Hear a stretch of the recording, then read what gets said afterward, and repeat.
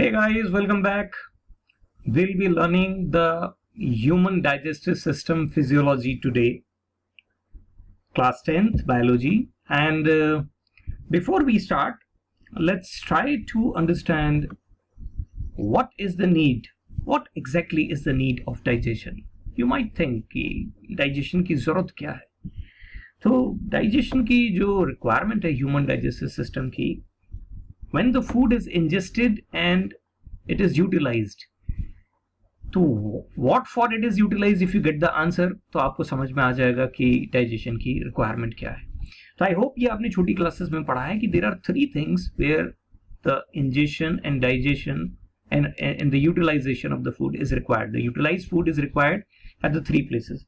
The first and foremost thing is it is related to you and me both. You people are growing and me being a little elderly person, आपकी body में लगातार growth और मेरी body में लगातार maintenance हो रहा है टिश्यूज का. So you can say that the building and the repairing of body tissues, for this we need food. Definitely it is utilise for that. And the second one is for both of us. ठीक है, जो regular basis पे हमारी energy needs हैं, वो energy needs चाहे कोई भी हो, एक्सटर्नल बॉडी एक्टिविटीज हो, इंटरनल बॉडी एक्टिविटीज हो, we definitely need energy in form of ATP. So this is the second requirement. And the third requirement that also works for all of us, that is the regulation of various body processes. So for all these three things we ingest and utilize food. But the point is we require all the three things definitely for all these three activities, these three phenomena. We need food and we utilize it definitely for this. But the important thing related to this is कि whether इन सारे process में जो food हम intake करते हैं वो ऐसा ही utilise होता है या ये सारी एक्टिविटीज बॉडी के ऑर्गन लेवल्स पे हो रही हैं.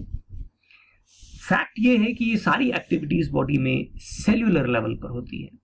तो अगर ये सारी एक्टिविटीज सेल्यूलर लेवल पे हो रही हैं, ठीक है ना, एक एक सेल के लेवल पर जाकर ये सारी एक्टिविटीज हो रही है, चाहे वो बिल्डिंग ब्लॉक्स हो, चाहे वो एनर्जी का रिक्वायरमेंट हो, चाहे वो बॉडी के वेरियस प्रोसेस का रेगुलेशन हो, अगर वो सारी चीजें जो हैं वो सेल्यूलर लेवल पर जाकर हो रही हैं, तो हमें ये मान के चलना होगा कि हमें सारे फूड को जो हमने इंजेस्ट किया है उसे यूटिलाइजेशन के लिए हमें इस सेल्यूलर लेवल पर ले जाना होगा. Now this is very easy to understand that the food that we eat and the food that has to be taken to the cellular level, it is not possible because ये पूरा process जो है ये transportation system पर based होता है. और transportation में जो फूड जो हम कंज्यूम करते हैं that is what we, it is a complex form.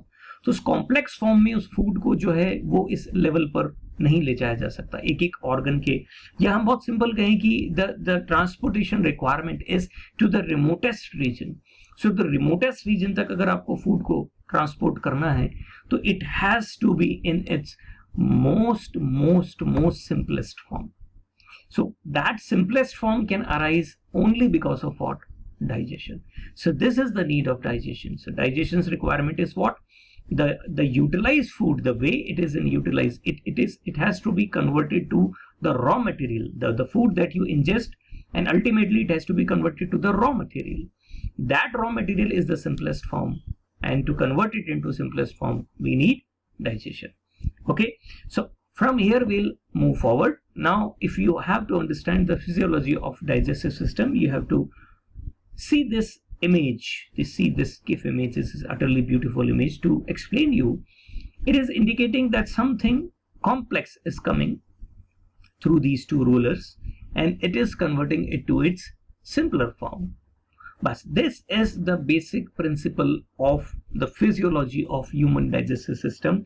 Whatever you ingest, it could be a complex organic matter or it could be a simpler form. But both the things, the complex one and the simpler, both are not readily usable. The usable form is only what? The simplest form. So you have to convert that complex organic matter to simpler form, and then this simpler to the simplest form. You should understand this. You can use the complex organic form, you can ingest it. It is possible that you avoid this and you ingest this. Okay, but again it is a partially digested form. Converting this complex to simpler is what? Partial digestion. The complete digestion occurs only when the simpler form is finally converted to the simplest form. It is completely digested form and ready to be absorbed. So आपके पास option है कि आप complex form को consume करें. It must undergo the digestion just like these two rulers. It is digesting it or converting it to simpler form.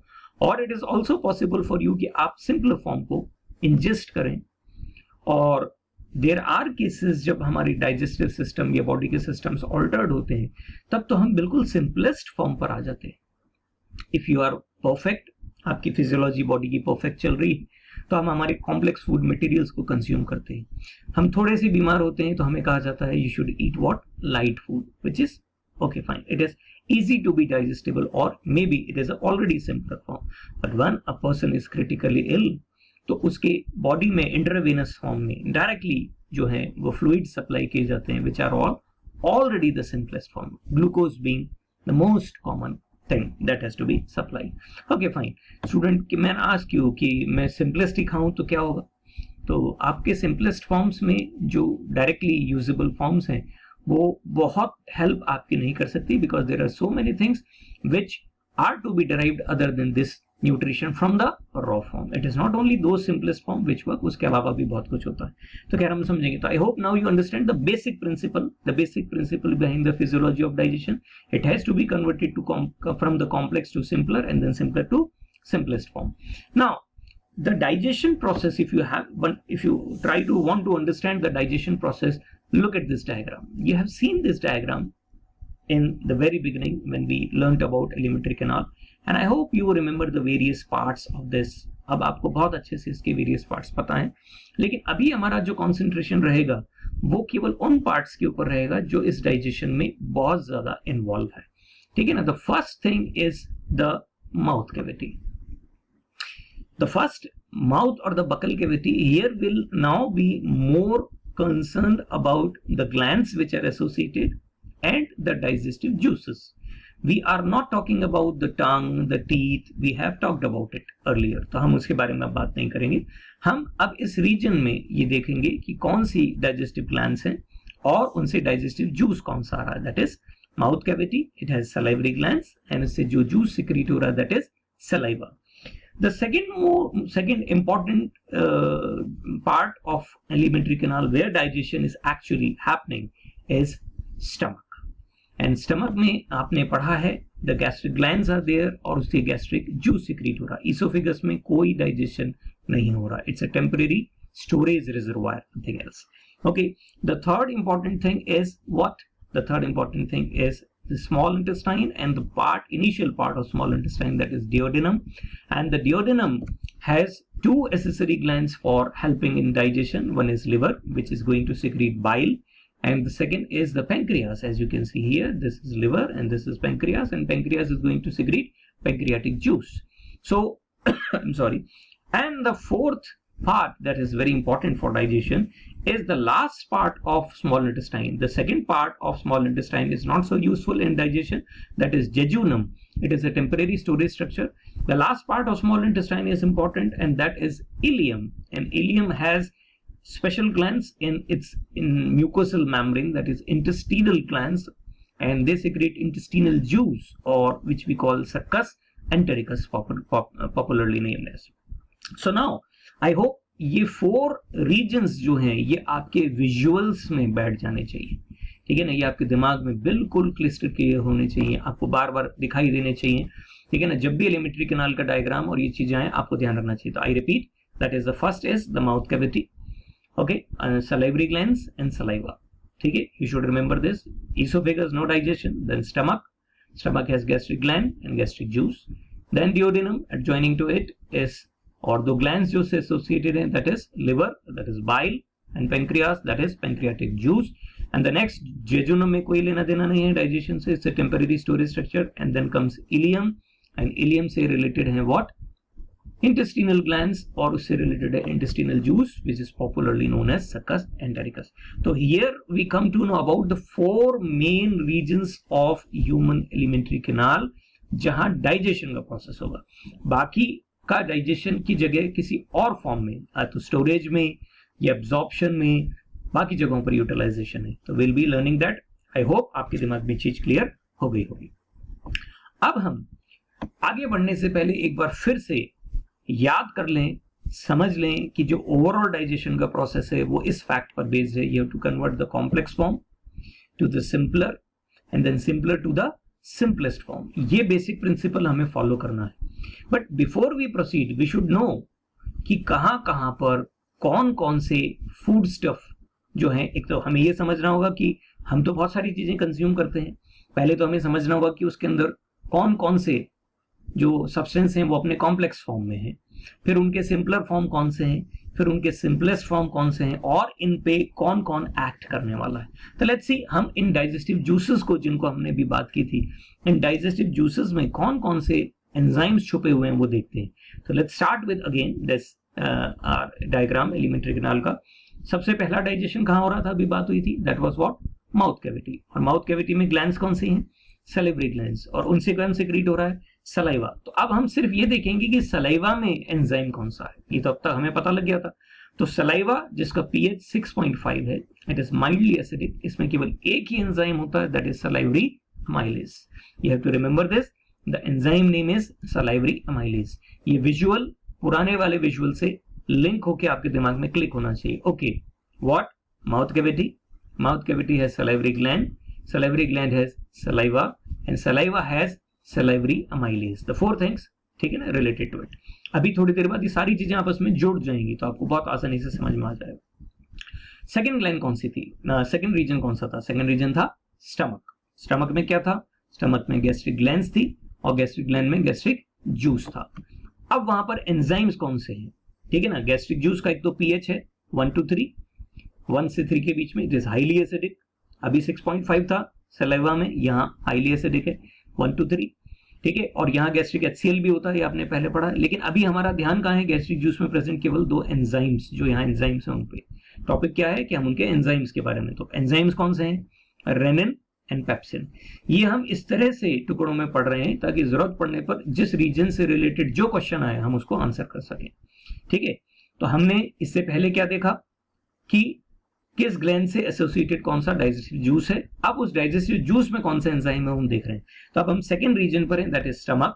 Stomach में है gastric gland, gastric gland में है गैस्ट्रिक जूस, और गैस्ट्रिक जूस में है rennin and pepsin, ठीक है। हम थर्ड रीजन पे चलते हैं। थर्ड रीजन इसके जस्ट नीचे था, और वो क्या था, स्मॉल इंटेस्टाइन का फर्स्ट पार्ट, नाम है डियोडेनम। और डियोडेनम में डाइजेशन को सपोर्ट करने वाली 2 ग्लैंड्स हैं, that is liver and pancreas. Liver से कौन आता है, बाइल। अब बाइल के लिए देखिए क्या लिखा है, bile has no enzymes, it's clearly mentioned that bile में कोई एंजाइम नहीं है। फिर इसका डाइजेशन में क्या रोल है, we have to understand that, ठीक है ना। और पैंक्रियाटिक जूस में 3 एंजाइम्स लिखे हुए हैं, that is trypsin, lipase and amylase. Now students, this is becoming typical, बहुत सारे नाम आ रहे हैं, हम कैसे याद रखेंगे, ठीक है ना। जस्ट 2 मिनट्स रुकिए, अभी सब आपके दिमाग में एकदम क्रिस्टल क्लियर हो जाएगा और सब याद भी हो जाएगा बहुत आसानी से, ठीक है ना। तो हम थर्ड रीजन पे हैं। थर्ड रीजन में डियोडेनम, और यहाँ एक इंपॉर्टेंट चीज लिखी हुई है कि यहाँ पीएच 7 से ज्यादा है, ठीक है। इससे पहले क्या थी, इट्स हाईली एसिडिक, और अब पीएच 7 से ज्यादा है।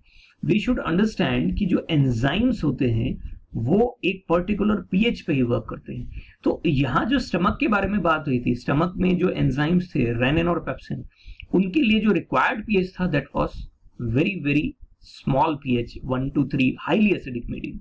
लेकिन here the pancreatic enzymes work only when the pH is more than 7 base। तो इससे क्लियर हो रहा है कि स्टमक से आने वाले फूड को यहाँ आते ही एसिडिक मीडियम को क्या करना पड़ेगा, खत्म करना पड़ेगा, और उसकी जगह पर क्या लाना पड़ेगा, बेसिक मीडियम, क्योंकि पीएच 7 से ज्यादा हो रही है। It means we need something which is very very strong base, जो उस न केवल इस एसिड को न्यूट्रलाइज करे बल्कि एक बेसिक मीडियम में लिया है, ठीक है ना। तो वी हैव टू अंडरस्टैंड कि यहाँ ये काम कौन कर रहा है। तो इसे समझने के लिए जरा गौर से इस विजुअल को देखिए। यहाँ पर पर्टिकुलरली बाइल के बारे में बात हो रही है। इस डायग्राम के बेस में हम इस बाइल को समझते हैं। Bile is formed in liver, it is formed here. और कैसे बन रहा है, by destruction of dead RBC, हमने पहले पढ़ा है, ठीक है। And then after formation it is stored here in gall bladder, ये भी हमें पता है। अब इसका पहला फंक्शन देखिए, it provides alkaline medium necessary for pancreatic enzyme. Okay, so stomach के उस एसिडिक मीडियम को यहां आने के बाद न्यूट्रलाइज करके और बेसिक मीडियम प्रोवाइड करने की जिम्मेदारी इस बाइल की है। आप गौर से देखिए, पैंक्रियाटिक एंजाइम्स जो है, देखिए ये पैंक्रियाटिक डक्ट है, इस पैंक्रियाटिक डक्ट से ये बाइल डक्ट मिल गई है। ये क्लियरली एविडेंट है कि पैंक्रियास का पैंक्रियाटिक जूस बाइल के साथ ही मिलके आता है, ये इनफैक्ट बाइल पहले आता है, सो दैट यहाँ पर ऑलरेडी जो मीडियम है वो इसके लिए क्या हो जाए, फेवरेबल हो जाए, क्योंकि इसको एसिडिक मीडियम नहीं चाहिए, जबकि यहां से जो फूड आएगा वो तो पूरी तरह से एसिड में ड्रेंच होगा। ठीक है, ओके। अब यहां पर इसी का एक दूसरा फंक्शन लिखा हुआ है, इट इमल्सिफाइज फैट। इसका क्या मीनिंग है अभी समझते हैं 2 मिनट बाद। ओके, ये यहां क्लियरली लिखा गया है, इट इज नॉन एंजाइमेटिक, इसमें कोई एंजाइम नहीं है, so it has no chemical action on food. Directly ये फूड के ऊपर, ये फूड के वेरियस पार्ट्स पे कोई बहुत बड़ा केमिकल एक्शन नहीं करने वाला है। ठीक है, तो अब हमें ये समझ में आ गया कि बाइल क्या क्या कर सकता है, जनरल चीजें बाइल के बारे में। लिवर में बनेगा, आरबीसी के डिस्ट्रक्शन से बनेगा, गॉल ब्लैडर में स्टोर होगा, यहां इस ड्यूडेनम में ही आएगा, एक स्ट्रॉन्ग अल्कलाइन मीडियम प्रोवाइड करेगा पैंक्रियाटिक एंजाइम्स के लिए, खुद के पास कोई एंजाइम नहीं है और एज सच किसी केमिकल रोल को नहीं कर रहा है, एक्सेप्ट एक रोल है, that is emulsification of fats, जिसका मीनिंग अभी हमें समझना है। ओके, अब इसके बाद में अगर हम इसे हटा के और फोर्थ पार्ट पर चलते हैं, अभी फोर्थ पार्ट पेंडिंग है जहां डाइजेशन होता है, and that fourth part is what, ileum. और इलियम में डाइजेस्टिव जूस था व्हाट, बताइए, इंटेस्टिनल जूस, जिसका नाम था सक्कस एंटेरिकस भी था। इसमें क्या है जरा देखते हैं। यहां इलियम के इंटेस्टिनल जूस में 5 enzymes are there, one is erepsin, the other is lipase, and the next is maltase, sucrase and lactase. 5 enzyme आए। तो आपके पास जो एंजाइम्स आए हैं वो कहां कहां आ गए, हम सॉरी एक बार फिर से देख लेते हैं। ठीक है, हम एक बार इस पूरी कहानी को यहां से सिर्फ एंजाइम्स देखते हैं। ठीक है, पहला एंजाइम सलाइवरी अमाइलेज, दूसरा एंजाइम रेनिन एंड पेप्सिन, तीसरे एंजाइम पेंक्रियास में that is trypsin, lipase and amylase, and then next enzymes जो हैं यहां ये 5 हैं, erepsin, lipase, maltase, sucrase and lactase. Now students get confuse कि हम ऐसे कैसे याद रखेंगे इन सब चीजों को, और ये तो बड़ा कॉम्प्लिकेटेड है। So let me tell you, it is not that complicated, it is very simple, easy to learn and understand if we follow this simple table. So digestive enzyme और उनके सबस्ट्रेट किन के ऊपर वर्क करते हैं वो यहां लिखा है। सबसे पहले ये 3 नाम देखिए, माल्टेज, सुक्रेज और लैक्टेज। ये तो बहुत इजी लर्न होने वाले, नाम ही इंडिकेट कर रहा है, माल्टेज माल्टोज पे, सुक्रेज सुक्रोज पे, लैक्टेज लैक्टोज पे, इट्स सिंपल। तो लेट्स सी इन 3 के अलावा जो एंजाइम है वो कैसे वर्क करते हैं। कार्बोहाइड्रेट्स के बारे में बात करते हैं। एक्चुअली कार्बोहाइड्रेट के लिए मैं एक टर्म यहां और ले रहा हूं, it is a unit of amylopectin. Amylopectin नाम के सब्सटेंस से बहुत सारी यूनिट्स के जुड़ने से कार्बोहाइड्रेट बनता है, कॉम्प्लेक्स कार्बोहाइड्रेट। ओके, ये जो टर्म यहां पर आई है वो ही इंडिकेट कर रही है कि कार्बोहाइड्रेट के डाइजेशन में कौन एंजाइम काम में आने वाला है। तो द नेम इज अमाइलेज, और that amylase can be correlated to this amylopectin. तो आप जब भी अमाइलेज के बारे में सोचें और अमाइलोपेक्टिन के बारे में सोचें, आपके दिमाग में आ जाना चाहिए this is carbohydrate. So no confusion, amylase for carbohydrate because of amylopectin.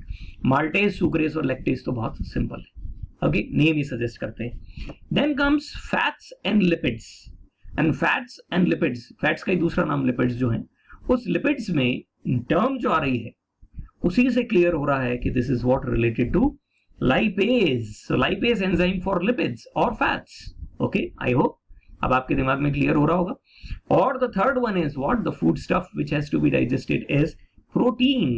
And protein में आप देखिए हमने किस तरह से हाईलाइट किया है और किसे और क्यों हाईलाइट किया, ध्यान से देखिए। So rennin, pepsin, trypsin and erepsin. So the N term is indicating, the N is indicating that we are talking about proteins. So proteins के लिए all the N's, renin, pepsin, trypsin and erepsin. The lipase, the lipids, and the carbohydrates or amylopectin units are amylase. And maltase, sucrase, lactase are simple. तो I hope आप इसे pause करके 2-3 बार देखेंगे, ध्यान से समझेंगे तो आपके दिमाग में क्लियर हो जाएगा। तो अब आपको समझ में आ गया ना कि कार्बोहाइड्रेट के लिए कौन से एंजाइम्स हैं, और लिपिड्स के लिए, फैट्स के लिए कौन से एंजाइम्स हैं, और प्रोटीन्स के लिए कौन से एंजाइम हैं। तो let's start understanding the overall physiology of digestion. ठीक है, तो हम शुरू करते हैं कि हमें मान लीजिए सिर्फ कार्बोहाइड्रेट डाइजेस्ट करने, तो वी शुड अंडरस्टैंड कि कार्बोहाइड्रेट्स हमें कहां से मिलते हैं। It is rice, potato, wheat, grains जो भी हैं। Other than that fruits contain a lot of carbohydrate, potato, all the sugars that we eat, milk, ये सारी चीजें भी दे कंटेन कार्बोहाइड्रेट।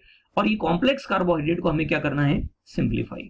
तो फर्स्ट यू शुड अंडरस्टैंड कि कार्बोहाइड्रेट का कॉम्प्लेक्स, उसका सिंपलर और उसका सिंपलेस्ट फॉर्म क्या है। देखिए हम पहले ही पढ़ चुके हैं कि हमें किसी भी कॉम्प्लेक्स फॉर्म को सिंपलर और सिंपलेस्ट फॉर्म में कन्वर्ट करने के बाद भी हम उसे यूज कर सकते हैं। So the most complex form of carbohydrate is starch, जिसे हम इंजेस्ट करते हैं। कभी कभी हम सिंपलर फॉर्म्स को भी इंजेस्ट कर लेते हैं, दैट इज माल्टोज, सुक्रोज और लैक्टोज। नाउ स्टूडेंट के मैं कहता है मैंने ये तो नाम सुने हैं लेकिन मैं कहां खाता हूं इन्हें। तो sucrose is the common sugar that you eat, आप इसे ऐसे ही खाते हैं या फूड प्रोडक्ट्स में ये है। Maltose is the fruit sugar, बहुत सारे फ्रूट्स के अंदर ये शुगर होती है, banana contains lots of maltose, apple and all. Lactase जैसा नेम सजेस्ट कर रहा है, मिल्क इटसेल्फ कंटेन्स शुगर, मिलाने की बात नहीं, ऑलरेडी उसमें शुगर है, लैक्टोज। तो या तो आप इस कॉम्प्लेक्स फॉर्म को कंज्यूम करते हैं और या फिर आप इस सिंपलर फॉर्म को कंज्यूम करते हैं, लेकिन आप उसे यूज केवल तब कर पाएंगे जब वो इन सिंपलेस्ट फॉर्म में कन्वर्ट हो जाएगी। रिमेंबर, माल्टोज से मिलने वाली सिंपलेस्ट फॉर्म सिर्फ ग्लूकोज है, लेकिन सुक्रोज से मिलने वाली simplest form glucose and fructose है। ये दो शुगर्स मिलके सुक्रोज बनाती हैं। हम हायर क्लासेस में समझेंगे, इवन थोड़ा सा अभी केमिस्ट्री में भी समझेंगे कि how glucose and fructose are related, but these are the two simplest sugars जिनसे मिलकर सुक्रोज बना है। And the last one is lactose, it is made up of glucose and galactose. So when lactose undergoes digestion, it is converted into glucose and galactose, which are the most simplest form that has to be utilized. तो अब अगर हमें समझ में आ गया है कि carbohydrate की कॉम्प्लेक्स फॉर्म कौन सी है, fine, starch, simpler form maltose, sucrose and lactose, and the simplest form these. तो ये डाइजेशन में कहां कैसे कन्वर्ट होती है, we have to understand that. तो हमारे डाइजेशन में, ह्यूमन डाइजेशन में हमने अभी अभी देखा कि कार्बोहाइड्रेट के लिए एंजाइम्स कौन से हैं। अब आपको ध्यान रखना है, ये हमें ये भी समझ में आ गया कि कार्बोहाइड्रेट के डाइजेशन के लिए कॉम्प्लेक्स और सिंपलर और सिंपलेस्ट फॉर्म कौन सी है। अब देखते हैं कि एलिमेंट्री कैनाल में कैसे हो रहा है। ओके, लेट्स सी कहां से शुरू होगा। 4 पोर्शंस पता है ना। तो first portion is what, mouth cavity. Mouth cavity में क्या होता है, सलाइवरी ग्लैंड्स। सलाइवरी ग्लैंड्स में क्या होता है, सलाइवा, और सलाइवा से क्या सिक्रीट होता है, सलाइवरी अमाइलेज। ओके, नाम आ गया ना। तो amylase means amylopectin, amylopectin means starch. Okay, तो माउथ कैविटी में स्टार्च का फर्स्ट डाइजेशन स्टार्ट हो जाता है, दैट इज सलाइवरी अमाइलेज। इसे सिंपलर फॉर्म में, कॉम्प्लेक्स को सिंपलर फॉर्म में कन्वर्ट करेगा, that is maltose. Now one should remember that mouth में फूड बहुत देर तक नहीं रहता। At times we are so hungry that we just chew it and just gulp it.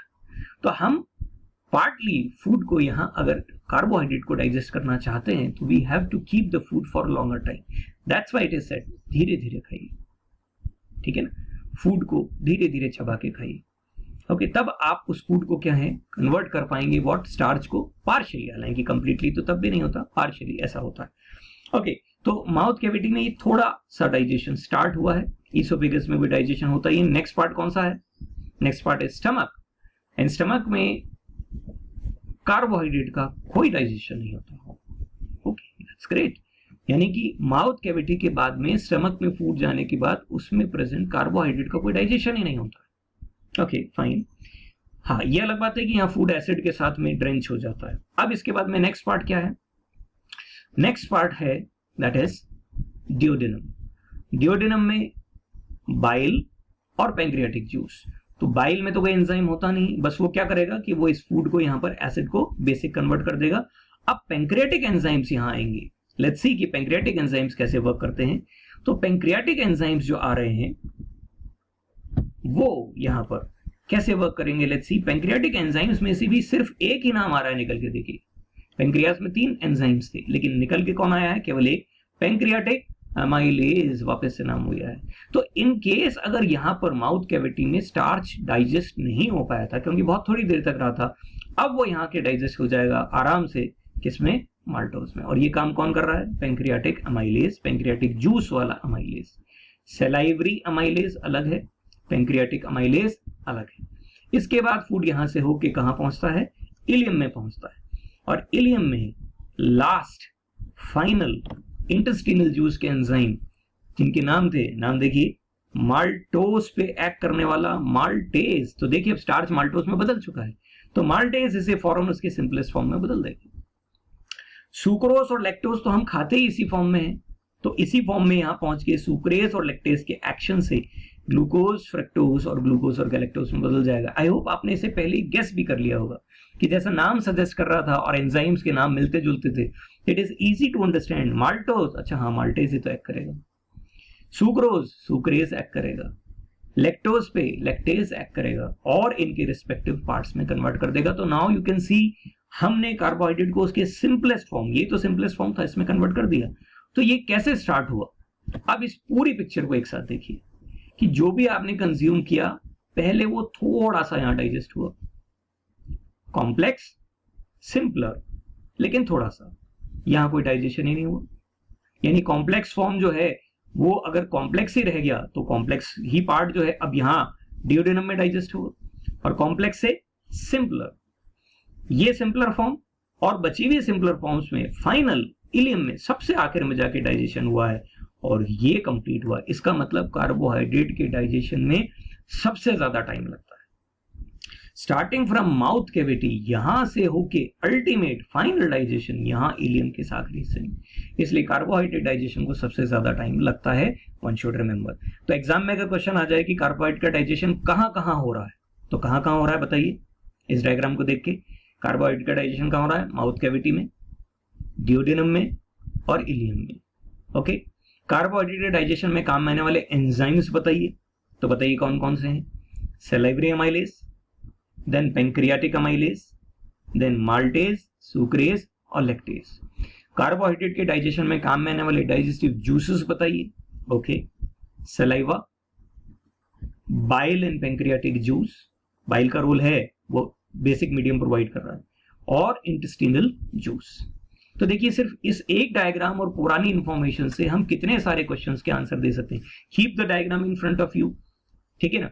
Which part of alimentary canal जहां पे carbohydrate का digestion ही नहीं होता? Stomach, no digestion is taking place. Okay, so ऐसी बहुत सारी चीजें हमें बड़ी आसानी से यहां पर समझ में आ सकती है। तो carbohydrate digestion complete. Now switch over to the second digestion, that is fats. तो पहले हम देखते हैं कि हम फैट्स क्या कंज्यूम कर रहे हैं। We consume so much of fat in form of oils, ठीक है। घी हम कंज्यूम कर रहे हैं, मिल्क के अंदर जो फैट्स हैं वो हमारे लिए, नट्स हम खा रहे हैं उसमें फैट्स हैं, एग का योक वाला रीजन फैट है, और फ्लैश अगर हम मीट खाते हैं या हम चिकन खा रहे हैं तो उसमें बहुत फैट है। बटर जो हम कंज्यूम कर रहे हैं, even some fruits like avocado, it has good fats. ये फैट्स जब डाइजेस्ट होते हैं तो डाइजेस्ट होके ये अपनी सिंपलर फॉर्म में कन्वर्ट होते हैं। ये सिंपलर फॉर्म है इमल्सिफाइड फैट, ये है। स्टूडेंट से इसकी ये तो पानी में जैसे किसी ने ऑयल डाल दिया है वैसा दिखता है। एग्जैक्टली आप एक काम कीजिए, आप एक सैंपल लीजिए मिल्क का और उस मिल्क के ऊपर प्रेजेंट ऑयल की ड्रॉपलेट्स को देखिए, वो है इमल्सिफाइड फैट। यानी मिल्क में ऑलरेडी सिंपलर फैट है। सिंपलर कहा है, सिंपलेस्ट क्या है? सी, ये है वो फैट जो हम कंज्यूम करते हैं, दैट इज ये सारा, दैट इज व्हाट चीज वगैरह जो भी हम खा रहे हैं, that is what ingested, it is the most complex form. फिर इसका सिंपलर फॉर्म ये वाला है, that is emulsified fat which is naturally present in milk, ठीक है, which is already simple. That's why जो इन्फेंट्स होते हैं उनके लिए मिल्क बड़ा इंपॉर्टेंट होता है, क्योंकि उसमें फैट्स ऑलरेडी सिंपलर फॉर्म में होते हैं, ठीक है। और जब ये बिल्कुल सिंपलेस्ट फॉर्म में आ जाता है, it is converted to fatty acids and glycerol. It is completely digestable form, digested form and ready to be absorbed. इसको हम डायग्रामेटिकली नहीं शो कर रहे हैं, it's very very small particle, molecular level पर आ गया है, तो ऐसे नहीं दिखता है मॉलिक्यूलर लेवल पे, ठीक है। तो ये रेडिली एब्सॉर्ब होने वाला फॉर्म है।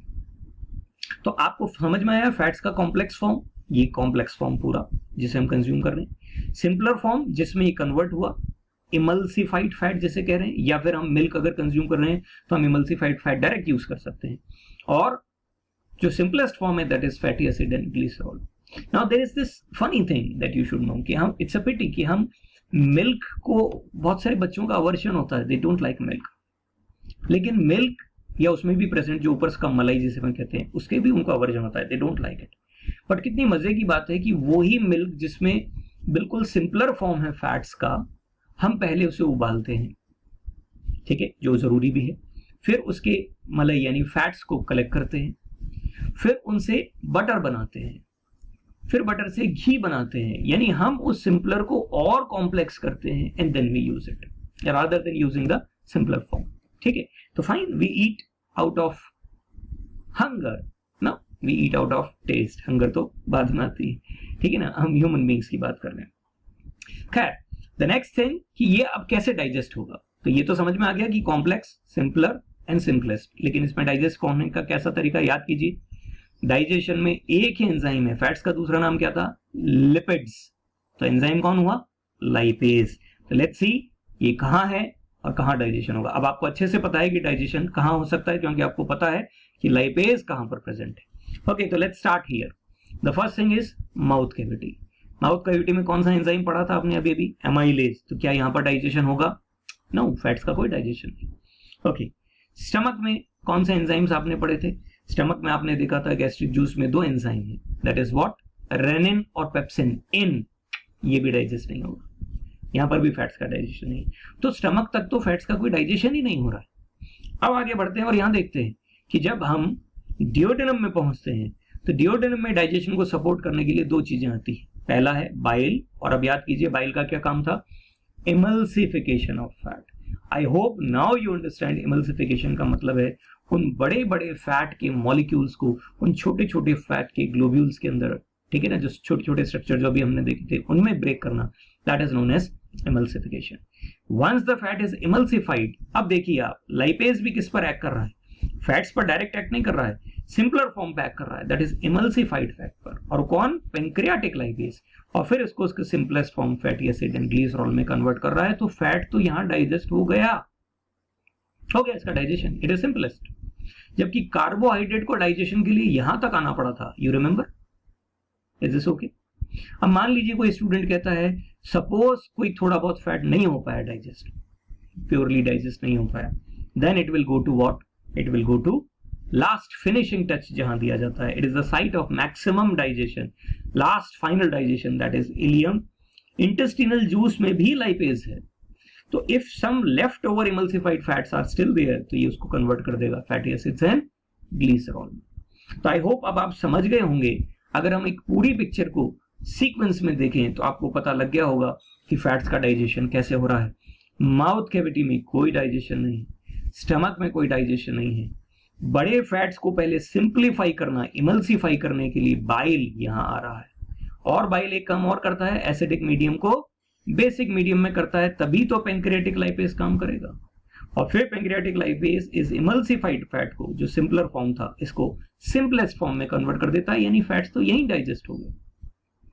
और भी अगर फैट्स अगर बच जाते हैं बाई चांस, तो फिर उनके डाइजेशन के लिए, ठीक है, उनके डाइजेशन के लिए ये सिचुएशन आती है, that is what, emulsified fat, यानी उनके ऊपर लास्ट जो लेफ्ट ओवर इमल्सिफाइड फैट है इलियम वाले रीजन में, इंटेस्टिनल जूस जो है वो इसके ऊपर एक्ट करके, ये लाइपेज एक्ट करके इसे फैटी एसिड और ग्लिसरॉल में कन्वर्ट करता है। तो इस पिक्चर को देखिए, इस विजुअल को देखिए और क्वेश्चंस के आंसर दीजिए। The region where the digestion of fats takes place, it's only two region, one is duodenum and the other is ileum. The region where no digestion of fats takes place, that is mouth cavity, stomach, यहाँ कोई digestion नहीं होता। The juices involved in digestion of fats, bile, pancreatic juice and intestinal juice. Gastric juice involved? No. Saliva involved? No. The enzymes which are involved, only one enzyme, lipase. तो आप देखिए कितना आसान है इसके बाद इसे समझना, डाइजेशन ऑफ फैट्स को। अब क्या बचा है, अब बचे हैं प्रोटीन्स। तो हम प्रोटीन्स में जो कंज्यूम करते हैं पहले वो देखते हैं। हम प्रोटीन्स में कंज्यूम करते हैं पल्सेस, सारी पल्सेस इस कैटेगरी में आती हैं, ठीक है ना, सारी कैटेगरी में एग का व्हाइट वाला रीजन इस कैटेगरी में आता है, ठीक है ना। सारे नट्स इस कैटेगरी में आते हैं, ग्राउंड नट्स वगैरह जो हैं, सारे लेग्यूम्स इस कैटेगरी में आते हैं, मीट, फिश, ये सब। Fish is a very rich source of protein. अब प्रोटीन्स जो होते हैं वो एक्चुअली बहुत कॉम्प्लिकेटेड स्ट्रक्चर है। ये आपकी बॉडी में पहले सिंप्लीफाई होता है और इस प्रोटीन से बनने वाले सिंप्लीफाइड स्ट्रक्चर का नाम है पेप्टाइड्स या पेप्टोन्स। ये वाला डायग्राम देखिए। So these are peptides and peptones, जो यहां इस कॉम्प्लेक्स प्रोटीन का सिंपल वर्जन है। और जब ये बिल्कुल ही सिंप्लीफाई हो जाए, सिंपलेस्ट हो जाए, then this portion is known as what? Amino acid. Amino acid is the most simplest form of protein which is completely digested and ready to be absorbed. So whatever protein you ingest, first it has to be made simpler in peptides and peptones, and then amino acids, simplest. And again the question arises कि इनके लिए फिर कौन से enzymes होंगे? तो protein याद कीजिए, इन तो क्या क्या नाम बचा? रेनिन, पेप्सिन, ट्रिप्सिन, इरेप्सिन, 4 नाम थे। अब वो कहां कहां है एलिमेंट्री कैनाल में? Let's start. आई होप अब तो आपको बिल्कुल क्रिस्टल क्लियर हो गया होगा कि salivary gland, mouth cavity, saliva, salivary amylase केवल कार्बोहाइड्रेट है, यानी यहां पर ना तो फैट का डाइजेशन हुआ था और ना ही प्रोटीन का डाइजेशन होगा। अगली लोकेशन क्या है? अगली लोकेशन है स्टमक। अब तो नाम भी आपको पता है, स्टमक में कहते हैं रेनिन, पेप्सिन, तो इन आ गया, तो इसका मतलब यहां पर क्या है? प्रोटीन्स, और प्रोटीन्स का डाइजेशन यहां होगा। तो सवाल है कौन से प्रोटीन रेनिन के पास जाएंगे और कौन से पेप्सिन के लिए? तो जरा देखिए ध्यान से। स्टमक के gastric juice pH 1 to 3 acidic में ये 2 एंजाइम काम कर रहे हैं। मिल्क में प्रेजेंट प्रोटीन्स के ऊपर रेनिन एंजाइम वर्क करता है और इसे कैसीन में कन्वर्ट करता है, जो और सिंपलर फॉर्म है, इसकी सिंपलेस्ट फॉर्म। सिर्फ मिल्क प्रोटीन, ध्यान रखिए, रेनिन सिर्फ और सिर्फ मिल्क प्रोटीन्स के ऊपर वर्क कर रहा है। इसीलिए जो इन्फेंट्स होते हैं उनकी बॉडी में रेनिन बहुत बनता है, बिकॉज उनकी स्टेपल डाइट मिल्क है। As the age proceeds, body में रेनिन का अमाउंट थोड़ा कम होता है, नहीं खत्म नहीं हो रहा है, थोड़ा कम हो जाता है, because our dependence on other food stuffs increase. ठीक है, अदरवाइज प्रोटीन्स को डाइजेस्ट करने के लिए पेप्सिन एंजाइम है जो इसे इसकी सिंपलर फॉर्म पेप्टाइड्स में कन्वर्ट कर देते हैं। तो स्टमक में protein digestion starts. Okay, then comes what? Duodenum. Duodenum में क्या है? बाइल। बाइल का काम फैट्स का एमल्सिफिकेशन, तो फैट था, लेकिन दूसरा काम basic medium, alkaline medium provide करना। और अब यहां पर कौन सा एंजाइम बचा है? पैंक्रियास के एंजाइम में केवल एक एंजाइम बचा है, दैट इज ट्रिप्सिन। बाकी तो काम में आ गए, पैंक्रियाटिक अमाइलेज भी काम में आ गया और लाइपेज भी काम में आ गया। ठीक है ना, तो ट्रिप्सिन इन, अब ये किस फॉर्म पे वर्क करेगा? सिंपलर फॉर्म, क्योंकि प्रोटीन तो सिंपलर हो चुकी, पेप्टाइड्स में बदल गए स्टमक में। तो यहां ये पेप्टाइड्स के ऊपर ये ट्रिप्सिन वर्क करके इसे किस में कन्वर्ट कर देगा? अमीनो एसिड्स में कन्वर्ट कर देगा। तो देखिए प्रोटीन भी यही डाइजेस्ट हो गया। इसलिए जो मैं कह रहा था आपसे कि कार्बोहाइड्रेट सबसे आखिर में डाइजेस्ट होता है, लेकिन प्रोटीन तो यही डाइजेस्ट हो चुका, फैट्स भी यही डाइजेस्ट हो गए थे। ठीक है ना, ये हो गई इसकी सिंपलेस्ट फॉर्म। ठीक है, फिर भी अगर बाई चांस अगर कोई प्रोटीन, पेप्टाइड्स, पेप्टोन्स अगर अभी भी बच गए हैं, तो उसका फिनिशिंग टच यहां होगा इंटेस्टिनल जूस, जहां last in erepsin, intestinal juice, protein ये आएगा। सो लेफ्ट ओवर पेप्टाइड्स के ऊपर ये वर्क करके इसे अमीनो एसिड्स में कन्वर्ट कर देगा। तो इस तरह से प्रोटीन डाइजेशन भी कंप्लीट हो जाता है। Let's have a look in the entire picture of digestion of proteins. अब ये क्लियर है इसे देख के कि कहां डाइजेशन होगा कहां नहीं। तो माउथ कैविटी में डाइजेशन नहीं है। प्रोटीन्स का डाइजेशन कहां कहां है?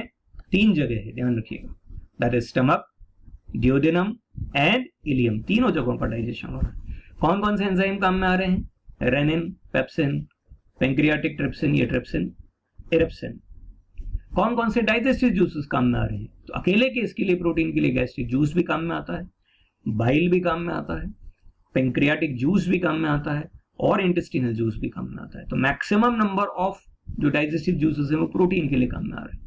ठीक है, तो आई होप अब इन विजुअल्स को और इन सिस्टम्स के थ्रू आप पूरा ह्यूमन डाइजेस्टिव सिस्टम की फिजियोलॉजी समझ गए होंगे। डाइजेस्टिव सिस्टम के इस एंड रीजन में जब सारा डाइजेशन हो गया, फिर भी कुछ अनडाइजेस्टेड रह जाता है। ठीक है, और जो डाइजेस्ट हो गया, जो पोर्शन डाइजेस्ट हो गया पूरा, यहां जो डाइजेस्ट हो गया पूरा, उस डाइजेस्टेड पोर्शन को ही, सारे डाइजेस्टिव पार्ट को अब एब्जॉर्ब करने का काम आ गया है। तो जो अनडाइजेस्टेड है उसका क्या होगा? और जो डाइजेस्ट हो गया उसका क्या होगा, उसे ध्यान से देखिए। That is absorption of digested food. ये स्मॉल इंटेस्टाइन के इलियम का रीजन। अब अगर हमें मैक्सिमम डाइजेशन के बाद में मैक्सिमम एब्जॉर्प्शन करना है, देखिए इलियम के लिए क्या लिखा है clearly, it is the site of maximum absorption. So if you want to increase the absorption, to maximize the absorption, तो दो चीजें बहुत जरूरी हैं। How absorption can be maximized? The first thing, increase the surface area of absorption. इस पूरे reason का surface area बहुत बढ़ा दीजिए ताकि हर जगह से एब्जॉर्प्शन होने लगे। And this can be done by what? Villi and microvilli. So you must understand that this villi and microvilli, ये जो रीजन है जो हमने पहले भी देखा था, इनका साफ जो रोल है वो ये है टू इंक्रीज द सरफेस, क्योंकि पूरा फूड डाइजेस्ट हो चुका है, अब इस आखिरी रीजन में उसके एब्जॉर्ब होना है, तो उस रीजन में एब्जॉर्ब होने के लिए, मैक्सिमम एब्जॉर्प्शन होने के लिए ऐसा किया जाना चाहिए। ठीक है, अब एब्जॉर्ब होके कहां जाएगा? वो ब्लड में जाएगा। तो इस रीजन में वो जल्दी जल्दी एब्जॉर्ब हो, ज्यादा से ज्यादा एब्जॉर्ब हो, तो हमें यहां पर ब्लड की सप्लाई भी रिच रखनी पड़ेगी। So the second important thing is, if you want to increase the absorption rate, तो एब्जॉर्प्शन की रेट को बढ़ाने के लिए हमें क्या करना पड़ेगा? ब्लड की सप्लाई भी इंक्रीज करनी पड़ेगी। See this, it is highly richly supplied with blood. Every villi and microvilli further it is richly supplied with blood. Her level पे ब्लड प्रेजेंट है जो वहां से डाइजेस्टेड फूड को क्या करता जा रहा है? ब्लड में लेता जा रहा है। And then in that way, तो एग्जाम में अगर आपसे कभी पूछ लिया जाए कि what is the role of villi and microvilli, तो villi and microvilli has the very important role of increasing, yes it is the site of maximum absorption, to increase the rate of absorption, and they do it by what? By increasing the surface area, and because of their rich blood supply they increase the rate of absorption. One important note is कि यहां इस microvilli reason में आपको एक term दिखेगी, लेक्टियल, and यहां पर भी आर्टरी और वेन के साथ में एक टर्म और देखेगी, दैट इज लिम्फेटिक डक्ट। हम इसे ट्रांसपोर्टेशन वाले टॉपिक में, ब्लड सर्कुलेशन सिस्टम में डिटेल में पढ़ेंगे, लेकिन अभी हम केवल ये देख लें, this note is important, that digested fats जो हैं वो सीधे ब्लड के अलावा सीधे एंटर करते हैं lacteals and then lymphatic vessels में, लिम्फेटिक डक्ट्स में। So digested fats are directly absorbed in lacteals and transferred to lymphatic ducts. One should remember this. इनका रोल एनर्जी के अलावा लिम्फ में एक इंपॉर्टेंट कंस्टिट्यूएंट की तरह है। इम्यून सिस्टम जब आपके बॉडी में जगह जगह फाइट करता है तो वहां इसका एक इंपॉर्टेंट रोल है। दैट्स वाई ये सीधे लेक्टियल्स में और लिम्फेटिक डक्ट्स में चले जाते हैं। इसका मीनिंग आपको और बाद में समझ में आएगा। तो हमने डाइजेशन भी पढ़ा और डाइजेशन के बाद में एब्जॉर्प्शन भी पढ़ा। अब क्या बचा? अब बचा अनएब्जॉर्ब्ड, ठीक है ना, undigested food, that's what we call roughage. जितना फाइब्रस फूड मटेरियल है वो सेल्यूलोज हमारी बॉडी में डाइजेस्ट नहीं हो पाता, ह्यूमन बींग्स में डाइजेस्ट नहीं हो पाता। ये नॉन डाइजेस्टेबल है because we don't have the enzyme cellulase to digest it, which is there in cattle, हमने देखा था, ठीक है ना। So that's why it is non digestible, but still it has what it works in form of a broom, or you can say something which is used to clean आपके जो utensils होते हैं उनको क्लीन करने के लिए हम काम में लेते हैं, स्क्रॉच बाइट भी जिसे कहते हैं, ठीक है ना, something rough which cleans it. तो ये जो अनडाइजेस्टेड फूड है, फाइब्रस मटेरियल, ये आपके एलिमेंट्री कैनाल को अंदर से अंदर क्या करता है? क्लीन करता है। तो आई होप इन सारी सिचुएशंस के बाद, सारे टॉपिक्स के बाद, अब ह्यूमन डाइजेस्टिव सिस्टम की इंटायर इंफॉर्मेशन आपके पास है। विजुअल्स को रोक रोक के उन इंफॉर्मेशंस को कलेक्ट कीजिए, देखिए, अपने दिमाग में उन विजुअल्स को रखिए, सो दैट आपके लिए समझना बहुत आसान हो जाए, ठीक है ना। तो अपने आप से जब वहां आप क्वेश्चंस करेंगे then it will be very easy. Okay, so last part, ठीक है, हम यहाँ इस प्रैक्टिस शीट के बाद इसे रोकेंगे, ठीक है ना। So far okay, then enjoy. Practice sheet को कीजिए आज का लेक्चर को, ठीक है ना। Subscribe, share, see you then, bye bye.